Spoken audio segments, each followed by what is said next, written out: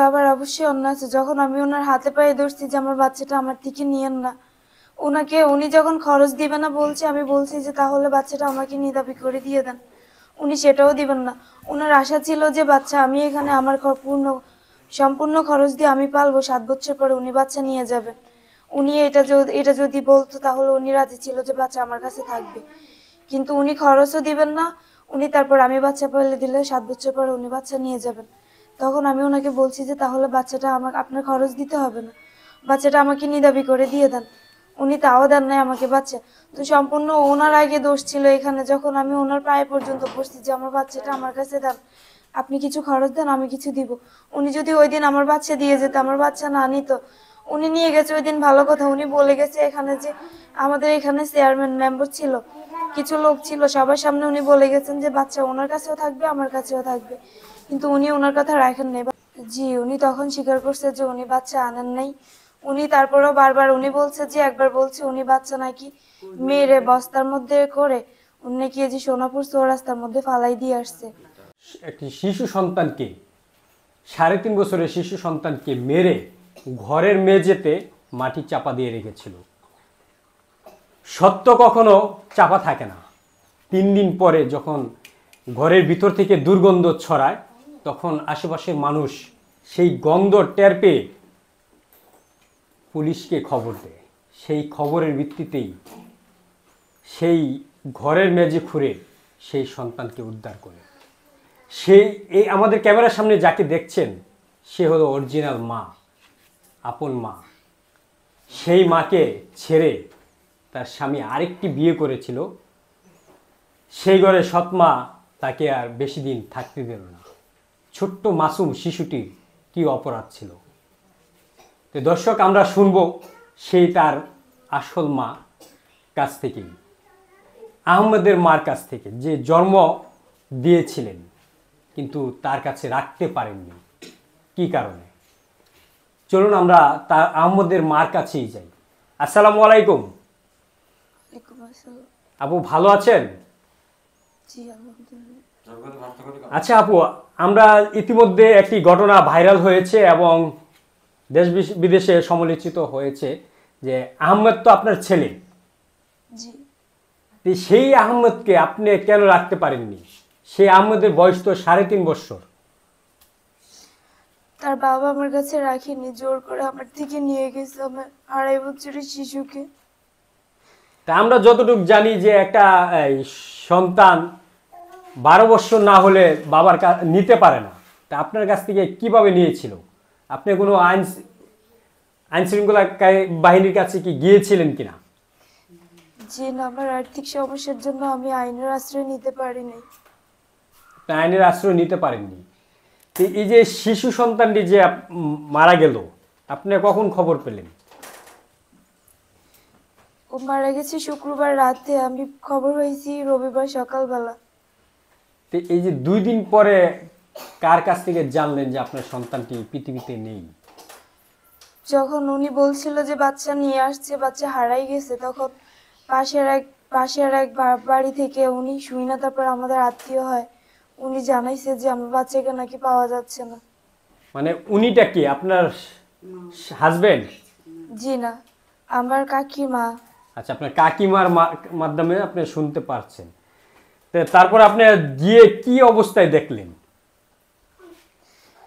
আমি পরের দিন সকালবেলায় গেছিলাম, যে ওইখানে ওরা খুঁজতেছে, এখনো উনি স্বীকার যায় না যে আমার বাচ্চা নিয়ে উনি আসেন না ওই বাড়ি থেকে, ওনার বাবার বাড়ি থেকে উনি আসেন না আমার বাচ্চা নিয়ে। তারপরে উনি বারবার বলতেছে উনি বাচ্চা আনছে, বাচ্চাকে ঘুম পাড়াইছে। তারপর উনি নাকি কলসপুরেই দেখেছে, আসে দেখে যে বাচ্চা নাই। উনি সম্পূর্ণ মিথ্যা কথা বলছে। তারপরের দিন যখন ওনাকে ইয়েতে নিয়ে গেছে, হাজীগঞ্জ পুলিশ ইয়েতে নিয়ে মানে গেছে, পুলিশ কাস্টডিতে নিয়ে গেছে, তখন কি স্বীকার করেছে? জি, উনি তখন স্বীকার করছে যে উনি বাচ্চা আনেন নাই। উনি তারপরেও বারবার উনি বলছে যে একবার বলছে উনি বাচ্চা নাকি মেরে বস্তার মধ্যে করে উনি নাকি এই যে সোনাপুর চৌরাস্তার মধ্যে ফালাই দিয়ে আসছে। তারপরে উনি আবার বলছে যে উনি বাচ্চা মারেন নাই, উনি নাকি ঢাকা কার কাছে দিয়ে দিছে বাচ্চা। উনি বিভিন্ন রকম বিভ্রান্ত করছে, ভুল কথা বলে। তারপর যখন ওনাকে থানায় নিয়ে যায়, থানা থেকে ওনাকে চাপ দেওয়া হয়, তখন উনি বলছে সত্য কথা। উনি বাচ্চা মেরে ওনার বাবার বাড়িতে ঘরের মধ্যে মাটির নিচে পুঁতে রাখছে। তো এই যে একজন মা হয়ে আপনার সন্তানটিকে ধরে রাখতে পারলেন না, তো এই যে আপনার যখন বিয়ে হয়েছিল, আমরা যতটুকু শুনেছি এর আগের ভিডিওতে, আপনি তার সাথে রিলেশন করে বিয়ে করেছিলেন, তো পরবর্তীতে আপনাকে রেখে কেন আরেকটি বিয়ে করলো আপনার স্বামী?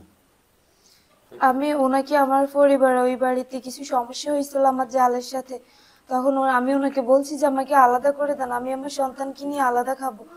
উনি বলছেন যে আলাদা করতে হলে তুমি তোমার বাবার বাড়ি থেকে জিনিসপত্র নিয়ে আলাদা হও। তারপর আমি ওনাকে বলছি যে ঠিক আছে আপনি আমাকে অন্য এক জায়গায় বাসা ভাড়া রাখেন, তাহলে উনি সেটাও করবেন না। তাই আমি রাগ করে আমার বাবার বাড়িতে আসছি। আমার বাবা অসুস্থ ছিল, আমি ওনাকে বলছি আমার বাবা অসুস্থ, আমার ভাই আমার ছোট, আমার বাবাকে আমি ডাক্তার দেখাই, পরের দিন সকালবেলা আমি চলে আসবো। উনি এটাতে রাজি হন নাই। উনি বলছে যে না যাওয়া লাগবে না, আমি ঢাকা থেকে আসছি, আমি যাওয়ার পরে তারপরে যে বলছি আমার বাবা এখন অসুস্থ, যদি কিছু হয়ে যায় আমি পরে যে লাভ কি। উনি দেন নাই আমাকে আসতে, পরে আমি আমার জালকে বলছি যে আমি যাই, পরের দিন আমি চলে আসবো, উনিও দেন নাই। তারপর আমার ভুল ছিল এটাই, আমি সবার সামনে দিয়েও আসছি, আমি লুকেও আসিনি, আমি সবার সামনে দিয়ে, ওনারা দেন নাই, আমি জোর করে আমার বাবার বাড়ি চলে আসছি। আমার সন্তানকে নিয়ে আসতে গিয়েছিলাম, আমার সন্তান আমার কোল থেকে উনি রেখে দিয়েছেন, বলছেন যে আমার বাচ্চা নিতে পারবো না, উনি দেন মানে নাই আপনার আমার স্বামী বাচ্চা। রেখে দিয়েছে? জি, আচ্ছা। আমার হাজবেন্ড আমার সন্তানকে রেখে দিচ্ছে, বলছে যে আমার বাচ্চা নিতে পারবো না, জামা কাপড় ওর প্যাম্পাস সব কিছু রেখে দিচ্ছে যে আমার বাচ্চা নিতে পারবো না। তখন আমি বাচ্চা রেখেই চলে আসি, পরের দিন আমি বাচ্চা লুকিয়ে নিয়ে আসি। আমি বাচ্চা আনার সময় গাড়িতে থাকা অবস্থা আমি ওনাকে কল দিছি আমার হাজবেন্ডকে, যে আমি বাচ্চা নিয়ে আসছি, বাচ্চা খোঁজ, যেন কোথাও না খোঁজে। তখন তার থেকে 2 থেকে 3 মাস পর আমি শুনতে পাই যে আমার হাজবেন্ড নাকি আরেকটা বিয়ে করছে, তাও পরকিয়া করে। তখন আমি বলছি যে ঠিক আছে তাহলে ওনাকে ডিভোর্স দিয়ে আমাকে না, উনি বলছে যে না, ওনার ওইখানে ধরা খেয়ে পরকিয়া করে ওনার 4.5 লাখ টাকা কাবিন করে বিয়ে করছে। উনি বলছে যে না, আমি ওকে ডিভোর্স দিতে পারবো না, তুমিও আসো, ও থাকবে। তখন আমি বলছি যে না আমি যাব না, হয় ওনাকে রাখেন না হয়তো আমাকে রাখেন। উনি বলছে যে না, থাকলে দুইজনেই থাকবা। পরে বলছে যে ঠিক আছে আমি থাকবো না, আমি চলে আসবো, আমাকে দিয়ে দেন। তখন উনি একবার যে আমাকে দিয়ে দেয়, আমাকে দেওয়ার 7 দিন পর আমার বাচ্চা আমার কাছ থেকে নিয়ে যায়। আমি বলছি যে বারবার বলছি যে আমার সন্তান আমার কাছে দেন, আমার বাবা অসুস্থ, আপনি কিছু খরচ দেন, আপনার বাবা হিসেবে সম্পূর্ণ খরচ দেওয়ার দায়িত্ব আপনার, সন্তান আমার কাছে থাকবে 7 বছর পর্যন্ত। উনি বলছে যে না, আমি বাচ্চা যদি অন্যখানে যদি খরচ দিয়ে পালি তাহলে আমি বাচ্চা কেন অন্যখানে রাখবো। যখন আপনি কাছ থেকে বাচ্চা রেখে দিল আপনার স্বামী, তখন বাচ্চার বয়স ছিল কত? তখন বাচ্চার বয়স ছিল 2.5 বছর। 2.5 বছর। এই যে আপনাকে রেখে আপনার কোনো অনুমতি না নিয়ে যখন আরেকটি বিয়ে করলো, তখন আপনি কেন আইনের আশ্রয় নেননি? তাহলে যদি নিতেন তাহলে তো আজকে আপনার সন্তান এই পৃথিবী ছাড়া হতো। আচ্ছা দর্শক, যেটাই হোক, হয়তোবা আর্থিক অসচ্ছলতার কারণে উনিরা সেই অথবা সামাজিক প্রতিবন্ধকতা যেটাই হোক নিতে পারেনি। তাহলে আমরা কি এখানে ধরে নেব এই যে বাচ্চাটা যে মারা গেছে আহম্মদ, তার স্ত্রী, বর্তমান স্ত্রী মেরে ফেলেছে, এখানে কি তার বাবার কোনো অন্যায় আপনারা দেখছেন কিনা? জি, বাবার অবশ্যই অন্যায় আছে। যখন আমি ওনার হাতে পায়ে ধরছি যে আমার বাচ্চাটা আমার থেকে নিয়েন না, উনি যখন খরচ দিবে না বলছে, আমি বলছি যে তাহলে বাচ্চাটা আমাকে নিদাবি করে দিয়ে দেন, উনি সেটাও দিবেন না। ওনার আশা ছিল যে বাচ্চা আমি এখানে আমার সম্পূর্ণ খরচ দিয়ে আমি পালবো, 7 বছর পরে উনি বাচ্চা নিয়ে যাবেন। উনি এটা যদি বলতো তাহলে উনি রাজি ছিল যে বাচ্চা আমার কাছে থাকবে, কিন্তু উনি খরচও দিবেন না। উনি তারপর আমি বাচ্চা পালে দিলে 7 বছর পরে উনি বাচ্চা নিয়ে যাবেন। তখন আমি ওনাকে বলছি যে তাহলে বাচ্চাটা আমাকে আপনার খরচ দিতে হবে না, বাচ্চাটা আমাকে নিদাবি করে দিয়ে দেন। উনি তাও দেন নাই আমাকে বাচ্চা। তো সম্পূর্ণ ওনার আগে দোষ ছিল এখানে, যখন আমি ওনার পায়ে পর্যন্ত পড়ছি যে আমার বাচ্চাটা আমার কাছে দেন, আপনি কিছু খরচ দেন আমি কিছু দিব। উনি যদি ওই দিন আমার বাচ্চা দিয়ে যেত, আমার বাচ্চা না নিত, উনি নিয়ে গেছে ওই দিন ভালো কথা। উনি বলে গেছে এখানে যে আমাদের এখানে চেয়ারম্যান মেম্বার ছিল, কিছু লোক ছিল, সবার সামনে উনি বলে গেছেন যে বাচ্চা ওনার কাছেও থাকবে আমার কাছেও থাকবে, কিন্তু উনি ওনার কথা রাখেন নাই, বাচ্চা আমার সেই কাছে কথাটিও থাকবে। রাখলো না। জি না। এই যে যখন আপনার বাচ্চা সর্বশেষ আপনার স্বামীর বাড়িতে রেখে আসলেন, তখন আপনার মনের অবস্থাটা কি ছিল? এখান থেকে নিয়ে গেছে। তো এই যে বাচ্চা ছাড়া এই এতদিন থাকলেন, তখন কি আমি বাচ্চার অনেকবার গেছি বাচ্চার কাছে বাচ্চা দেখার জন্য, আমাকে বাচ্চা দেখায় নাই। বাচ্চা আনতে গেছি, অনেকবার গেছি বাচ্চা আনতে, যে আমার কাছে কয়েকদিন বাচ্চাটাকে দেওয়ার জন্য। এখানে কথা ছিল যে উনি বাচ্চা আমার কাছেও রাখবে, ওনার কাছেও রাখবে। আমি যখন বাচ্চা আনতে গেছি তখন উনি বাচ্চা আমার কাছে দেন নাই। ওনার অপরাধ এখানে ছিল, উনি যদি ওই দিন আমার বাচ্চা না নিয়ে যেত তাহলে আজকে আমার বাচ্চা এভাবে সৎমার হাতে খুন হতো না। জি না, কাউকে বলি নেই, এমনিতে বলছি যে যে আমার বাচ্চা এখানে কথা ছিল যে উনি আমার বাচ্চা আমার কাছেও রাখবে, ওনার কাছেও রাখবে, কিন্তু উনি আমার কাছে দেন নাই।